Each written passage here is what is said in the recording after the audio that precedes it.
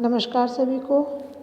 आज हम समाजशास्त्र की ऑनलाइन क्लास में कक्षा 11 की पाठ्य पुस्तक समाजशास्त्र का परिचय की पाठ 1 समाजशास्त्र एवं समाज का टॉपिक समाजशास्त्र का अन्य समाज विज्ञानों से क्या संबंध है पढ़ेंगे। इससे पहले हमने समाजशास्त्र का अर्थ, समाजशास्त्र की परिभाषा, समाजशास्त्रीय परिप्रेक्ष्य, समाजशास्त्र की प्रकृति इत्यादि को पढ़ा था। आज के वीडियो में समाजशास्त्र का अन्य विज्ञानों के साथ में क्या संबंध है उसके बारे में हम पढ़ेंगे, विस्तारपूर्वक चर्चा करेंगे। अब तक हम जान चुके हैं कि समाजशास्त्र एक समाज विज्ञान है। कुछ अन्य समाज विज्ञानों में अर्थशास्त्र, इतिहास, मनोविज्ञान, राजनीति विज्ञान इत्यादि प्रमुख हैं। कि अभी तक तो हम समाजशास्त्र एक समाज का विज्ञान है इसके रूप में पढ़ चुके हैं, लेकिन जो समाज में विज्ञानों में अर्थशास्त्र, राजनीति शास्त्र इत्यादि प्रमुख हैं। ये संदर्भ विज्ञान अपने अपने तरीके से समाज के किसी एक पक्ष का अध्ययन करते हैं। ये सभी जो विज्ञान हैं ये अपने अपने तरीके से समाज का जो भी पक्ष है किसी भी एक पक्ष का अध्ययन करते हैं। अध्ययन की आवश्यकताओं के कारण सभी समाज विज्ञान एक दूसरे से जुड़े हुए रहते हैं। अब अध्ययन की क्या आवश्यकता हो सकती है, इस कारण से ये सभी एक दूसरे से जुड़े हुए होते हैं। समाजशास्त्र तथा अन्य प्रमुख समाज विज्ञानों में संबंध को हम निम्न अनुसार समझ सकते हैं।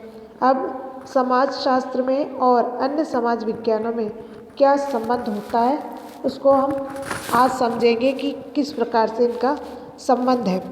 सबसे पहले आता है समाजशास्त्र तथा अर्थशास्त्र कि समाजशास्त्र और अर्थशास्त्र का क्या संबंध है, कि समाजशास्त्र अर्थशास्त्र से किस प्रकार से संबंधित है। अर्थशास्त्र और समाजशास्त्र एक दूसरे से घनिष्ठ रूप से संबंधित हैं, यानी घनिष्ठ रूप से जुड़े हुए हैं। Karl Marx, Max Weber, Pareto जैसे विद्वानों को समाजशास्त्री और अर्थशास्त्री दोनों ही माना जाता है। इम्पोर्टेंट क्वेश्चन है, पूछा जा सकता है कि कौन से समाजशास्त्रियों को विद्वान और समाजशास्त्री माना जाता है। तो Karl Marx, Max Weber, Pareto जैसे विद्वानों को समाजशास्त्री और अर्थशास्त्री दोनों ही माना जाता है। सामाजिक घटनाएं आर्थिक घटनाओं पर प्रभाव डालती हैं और आर्थिक घटनाएं सामाजिक घटनाओं को प्रभावित करती हैं। अब यहाँ पर बताया जा रहा है जो हमारी सामाजिक एक घटना है वो आर्थिक घटनाओं पर प्रभाव डालती है और जो आर्थिक घटनाएं वो सामाजिक घटनाओं को प्रभावित करती हैं। थॉमस के अनुसार वास्तव में अर्थशास्त्र समाजशास्त्र के विस्तृत विज्ञान की एक शाखा है। ये समाजशास्त्री थॉमस कहते हैं कि थॉमस कहते हैं कि अर्थशास्त्र समाजशास्त्र के विस्तृत विज्ञान की एक शाखा है, जो विस्तृत विज्ञान है उसका एक भाग है। कुछ विषयों जैसे औद्योगिकरण, नगरीकरण, श्रम विभाजन, बेरोजगारी, सामाजिक कल्याण इत्यादि दोनों विज्ञानों द्वारा अध्ययन किया जाता है। अब यहाँ पर कुछ विषय दे रखे हैं जैसे औद्योगिकरण है, नगरीकरण है और श्रम विभाजन, बेरोजगारी। औद्योगिकरण से अभिप्राय यानी जहाँ उद्योग धंधों का अधिक विकास होना, ज़्यादा मशीनी उत्पाद होना, वो औद्योगिकरण है।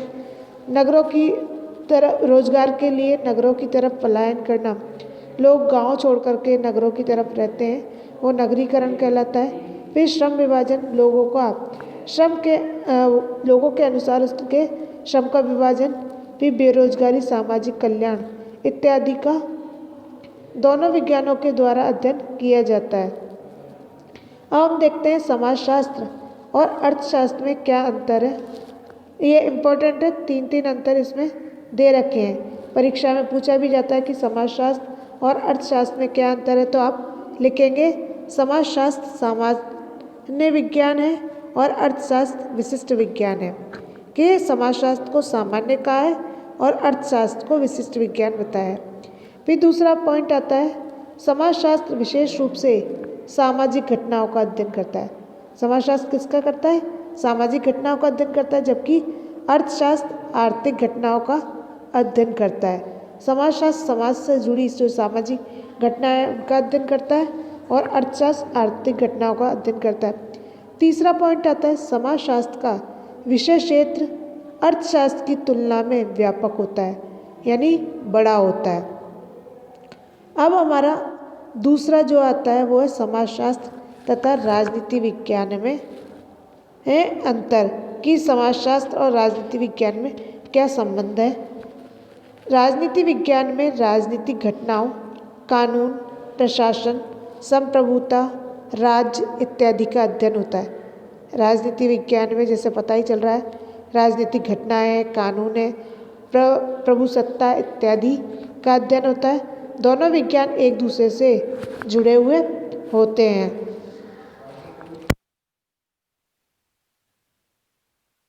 प्रभावित करती हैं। अब जो सामाजिक घटनाएं और राजनीतिक घटनाएं ये एक दूसरे को प्रभावित करती हैं, जबकि प्रभावित करती हैं। व्यक्ति का सामाजिक व्यवहार राजनीतिक घटनाओं से और राजनीतिक व्यवहार सामाजिक घटनाओं से प्रभावित होता है। अब व्यक्ति का जो सामाजिक व्यवहार है वो राजनीतिक घटनाओं से और जो राजनीतिक व्यवहार है वो सामाजिक घटनाओं से प्रभावित होता है। अब यहाँ पर अंतर बताया गया है कि समाजशास्त्र और राजनीति विज्ञान में क्या अंतर है। अब हम देखते हैं।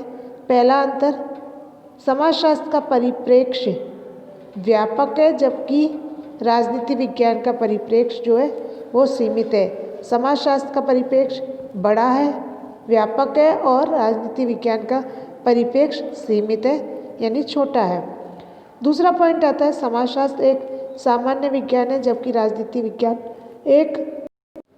विज्ञान एक विशिष्ट विज्ञान है। तीसरा आता है समाजशास्त्र सामाजिक घटनाओं के एक हिस्से के रूप में राजनीतिक घटनाओं का अध्ययन करता है। क्या बताया जा रहा है कि समाजशास्त्र सामाजिक घटनाओं के एक हिस्से के रूप में राजनीतिक घटनाओं का अध्ययन भी करता है, जबकि राजनीति विज्ञान विशेष रूप से राजनीतिक घटनाओं का अध्ययन करता है। तीसरा पॉइंट आता है समाजशास्त्र तथा इतिहास। अब हम देखते हैं कि समाजशास्त्र और इतिहास में क्या अंतर है। जॉर्ज ई होबार्ट के अनुसार इतिहास भूतकालीन समाजशास्त्र है। ये समाजशास्त्री हैं। जॉर्ज ई होबार्ट के अनुसार इतिहास भूतकालीन समाजशास्त्र है और समाजशास्त्र वर्तमान का इतिहास है। क्या कहा गया है इसमें कि इतिहास जो है वो भूतकालीन समाजशास्त्र है और समाजशास्त्र वर्तमान का इतिहास है। ये कथन बताता है कि दोनों विषय एक दूसरे से घनिष्ठ रूप से संबंधित हैं। इतिहास प्रमुख रूप से भूतकालीन महत्वपूर्ण घटनाओं का वर्णन तथा व्याख्या करता है और इतिहास घटनाओं को क्रमबद्ध एवं व्यवस्थित रूप में प्रस्तुत करता है। अब उन दोनों में अंतर आता है कि इतिहास और समाजशास्त्र में क्या अंतर होता है। यहाँ पर इतिहास की रुचि का विषय महत्वपूर्ण घटनाएं होती हैं, जबकि समाजशास्त्र में सामान्य घटनाओं का भी अध्ययन किया जाता है। दूसरा आता है समाजशास्त्र में घटनाओं का विश्लेषण किया जाता है, जबकि इतिहास में घटनाओं का विवरण होता है। तीसरा पॉइंट है समाजशास्त्र में सभी घटनाओं का अध्ययन किया जाता है, जबकि इतिहास में भूतकाल की घटनाओं का ही अध्ययन होता है। चौथा पॉइंट है समाजशास्त्र एक सामान्य विज्ञान है, जबकि इतिहास एक विशिष्ट विज्ञान है। इतिहासकार की एक तरह से नियम के मुताबिक अतीत का अध्ययन करते हैं। अब यहाँ पर बताया गया जो इतिहासकार हैं वो नियम के मुताबिक, नियम के अनुसार अतीत का अध्ययन करते हैं, जबकि समाजशास्त्री समकालीन समय या उससे कुछ ही पहले के अतीत में ज़्यादा रुचि रखते हैं। इतिहासकार पहले वास्तविक घटनाओं के चित्रण में एवं चीज़ें वास्तव में कैसे घटित हुई इसे स्थापित करने में संतुष्ट होते हैं, जबकि समाजशास्त्र और असामयिक संबंधों को स्थापित करने पर ध्यान केंद्रित था। इतिहास ठोस विवरणों का अध्ययन करता है, जबकि समाजशास्त्री ठोस वास्तविकताओं से सार निकालकर उनका वर्गीकरण एवं सामान्यीकरण करता है। आजकल इतिहासकार अपने विश्लेषण में समाजशास्त्रीय पद्धतियों एवं धारणाओं का उपयोग भी करने लगे हैं। अब हमारा अगला आता है समाजशास्त्र तथा मनोविज्ञान कि समाजशास्त्र और मनोविज्ञान में क्या संबंध है। मनोविज्ञान में व्यक्तित्व, संवेग, मनोवृत्ति, सीखना, अभिप्रेरणा इत्यादि का अध्ययन किया जाता है। मनोवैज्ञानिक अध्ययन का केंद्र बिंदु व्यक्ति का व्यक्तित्व एवं मानसिक स्थितियाँ होते हैं। अब यहाँ पर बताया जा रहा है कि मनोविज्ञान को प्राय व्यवहार के विज्ञान के रूप में परिभाषित किया जाता है। यह मुख्यतः व्यक्ति से संबंधित है और यह उसकी बौद्धिकता एवं सीखने की प्रवृत्ति, अभिप्रेरणाओं एवं याददाश्त तंत्रिका तंत्र, प्रणाली, प्रतिक्रिया का समय, आशाओं और डर में रुचि रखता है। सामाजिक मनोविज्ञान जो समाजशास्त्र और मनोविज्ञान के बीच एक पुल का कार्य करता है। जो सामाजिक मनोविज्ञान है ये समाजशास्त्र और मनोविज्ञान के बीच में जो है पुल का कार्य करता है। जिस प्रकार से पुल दो स्थानों को जोड़ करके एक कर देती है, उसी प्रकार ये समाजशास्त्र और मनोविज्ञान के बीच का पुल है मनोविज्ञान। फिर अपनी प्राथमिक रुचि एक व्यक्ति में रखता है, लेकिन उसका इस बात से कोई सरोकार रहता है। व्यक्ति किस प्रकार सामाजिक समूहों में सामूहिक तौर पर अन्य व्यक्तियों के साथ व्यवहार करता है। अब यहाँ पर बताया गया कि व्यक्ति का व्यवहार उसकी सामाजिक परिस्थितियों से प्रभावित होता है। इसलिए समाजशास्त्र तथा मनोविज्ञान एक दूसरे पर आश्रित होते हैं। अब यहाँ समाजशास्त्र में संगठित व्यवहार को समझने का प्रयास करता रहता है। यही वह तरीका है जिसमें समाज के विभिन्न पक्षों के द्वारा व्यक्तित्व को आकार मिलता है। उदाहरण के लिए आर्थिक और राजनीतिक व्यवस्था, इसका उनका परिवार, नातेदारी संरचना, उनकी स्मृति, संस्कृति, मानक मूल्य।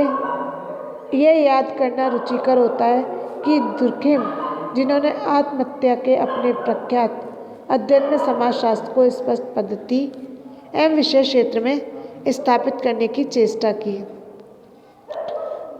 इसमें उन्होंने व्यक्तियों की व्यक्तिगत उत्कंठाओं को बाहर ही रखा था, जिन्होंने आत्महत्या की या इसकी चेष्टा की।